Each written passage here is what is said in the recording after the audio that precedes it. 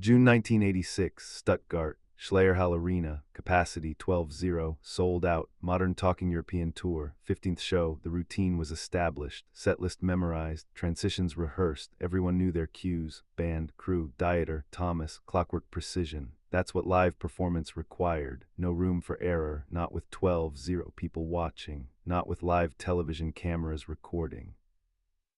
Not with professional reputation on the line. The show had been flawless so far, opening numbers strong, crowd energetic, singing along, dancing, everything working. Now song 7, mid-set, the moment before the ballad section. Transitional song, important for pacing. Setlist clearly stated, "You're my heart, you're my soul." The hit, the anthem, the song everyone knew. Thomas stood center stage, microphone ready. He'd sung this song hundreds of times, could do it in his sleep, knew every word, every inflection, every breath. The crowd quieted, anticipating, waiting for the familiar opening, the iconic synth line that signaled the song. Thomas prepared, found his stance, made eye contact with Dieter at the keyboards. Ready signal, Dieter nodded, positioned his hands. The arena held its breath, that moment before a beloved song begins. Pure anticipation, then Dieter pressed the keys. The intro started. Wrong intro. Not "You're my heart, you're my soul." Different song, different key, different tempo. Brother Louie. Wrong song entirely, not even close, not on the set list for another 4 songs. Thomas heard it. First note, knew immediately. Wrong song, 3 seconds to react, 3 seconds to decide. His mind processed options at lightning speed. Stop the show, raise his hand, tell 12,000 people there's been a mistake. Stop the cameras rolling, restart. The embarrassment, the awkwardness, the unprofessionalism visible to thousands, the broken illusion of modern talking perfection. Or improvise, sing Brother Louie instead, right now, out of order, unplanned. Trust his memory, trust his training. Trust his ability, make it work, save it, pretend it was intentional. Make the audience believe this was always the plan. 3 seconds, clock ticking, the intro continued. Dieter playing, not stopping, not correcting, not acknowledging his error or noticing but committed now. Playing through, expecting Thomas to handle it, expecting his partner to save the situation he'd created. Second 2, the band watching, confusion visible. This is wrong, wrong song. Do they follow Dieter? Do they stop? Do they look to Thomas, waiting for guidance, for leadership, for decision? Eyes on Thomas, pressure mounting. Thomas's mind raced, full calculation, options weighted, consequences measured. Stop means admitting error publicly, showing 12,000 people that modern talking made a mistake, breaking the flow. Killing momentum, awkward restart, embarrassment captured on camera, career damage, professionalism questioned. Improvise means singing a different song than planned, mental adjustment required, trusting muscle memory, hoping his preparation is enough, hoping he can pull it off without preparation, saving face publicly. Maintaining professional appearance, protecting modern talking's reputation, but also stress, risk, potential failure. Second 3, the moment of commitment, no more time, decision made. Thomas opened his mouth, started singing Brother Louie, on cue, on beat, like it was planned, like this was always the intention, professional, smooth, seamless. The crowd didn't notice. To them this was the set list, this was the show, modern talking performing. Everything normal, the band followed Thomas's lead, adjusted, played Brother Louie, supported the improvisation, covered the mistake, made it work. Dieter kept playing, either unaware of the error or committed to pushing through. Expression unchanged, professional mask firmly in place. Thomas sang, every word correct, every note on pitch, muscle memory taking over. Years of performing this song made improvisation possible, made the save achievable. The performance was flawless. Nobody in the audience knew, nobody suspected, nobody saw the 3-second crisis, the mental calculation, the split decision that saved the show. The song ended, applause, cheers, screams, 12,000 people loving it, exactly as if everything had gone according to plan, exactly as if this was always the setlist order. No indication of error, no sign of panic, no evidence of improvisation, professional perfection, public success, internal chaos. The show continued. Thomas adjusted mentally, setlist now disrupted. Brother Louie done early, would they skip it later? Would Dieter remember they'd already done it? Would there be another mistake? He stayed alert, ready for anything, prepared to improvise again if necessary. The next song, Dieter started correctly this time. Right intro, right key, Thomas sang, normal, professional. The crisis had passed. The show flowed, everything back on track, except internally, except in Thomas's mind, where anger was building, where questions were forming, where the confrontation was already beginning. Backstage would be ugly. He knew it, could feel it, could anticipate it. Because someone had made a mistake, and someone would need to answer for it. The show ended. Final song, final bow, massive applause, standing ovation, successful show. The audience loved it. Cameras captured perfection. Reviews would be glowing, professional triumph. Thomas and Dieter waved, smiled, bowed together. Partners in public success, already preparing for private war, they walked off stage. Into the wings, out of audience view, the smiles dropped immediately. The partnership facade dissolved, reality returned. Dieter went to his dressing room. Thomas followed, not discussed, not planned, just inevitable. The door closed, soundproof, private. What the hell was that? Thomas said, controlled anger. What? Dieter unpacking equipment. You played the wrong song. Brother Louie instead of heart. I must have gotten confused. Confused. You composed these songs. I had 3 seconds to decide whether to stop the show or improvise. And you improvised perfectly, so what's the problem? The problem is you made a mistake that I had to fix. I gave you an opportunity to show your talent. Thomas stared, so either you made an error and won't admit it, or you created a crisis deliberately. Either way, you put me in an impossible position. You handled it. Nobody knew. Where's the harm? The harm is the stress, the risk you put me under without consent. Dieter faced him. You signed up for live performance. If you can't handle variables, maybe you're not cut out for this. Low blow. I can handle it. I did handle it. The point is you either made a careless error or a deliberate test. Both are unacceptable. The show was perfect. Results matter. Process doesn't. Support requires communication. You gave me neither. The argument escalated, volume increasing, professionalism dissolving, the real issue emerging, not the wrong intro, the pattern, Dieter making unilateral decisions. Thomas having to react, Dieter creating situations, Thomas cleaning them up, Dieter taking credit, Thomas taking stress.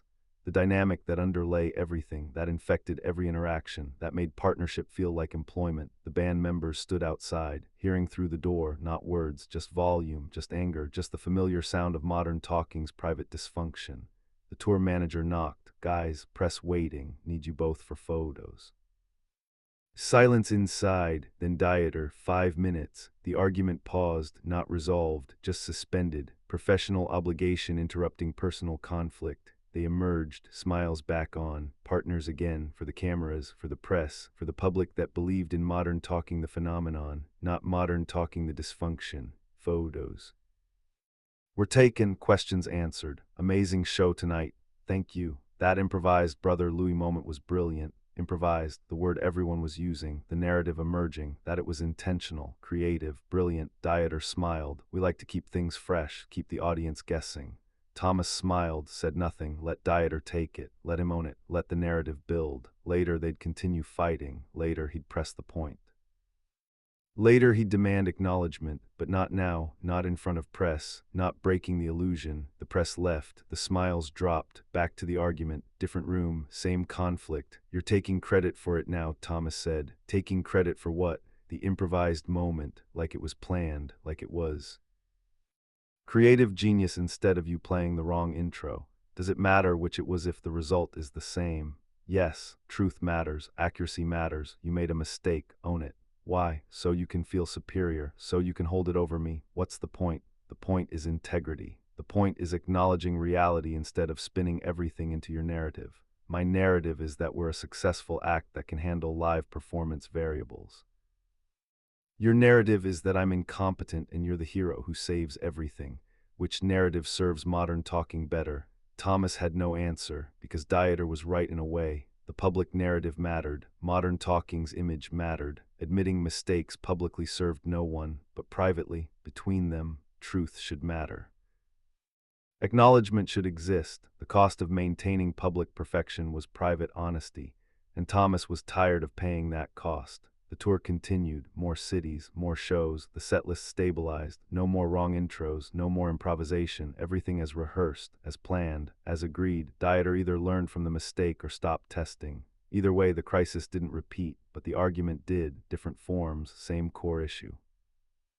Dieter making unilateral choices, Thomas having to adapt, Dieter creating situations, Thomas managing consequences. The pattern remained, Stuttgart became reference point, code. When things went wrong, someone would mention it. Remember Stuttgart, meaning mistakes happen, we handle them, we move on. Or meaning, you made an error, I fixed it, you owe me. Interpretation depended on who was speaking. Years later, both told the Stuttgart story differently.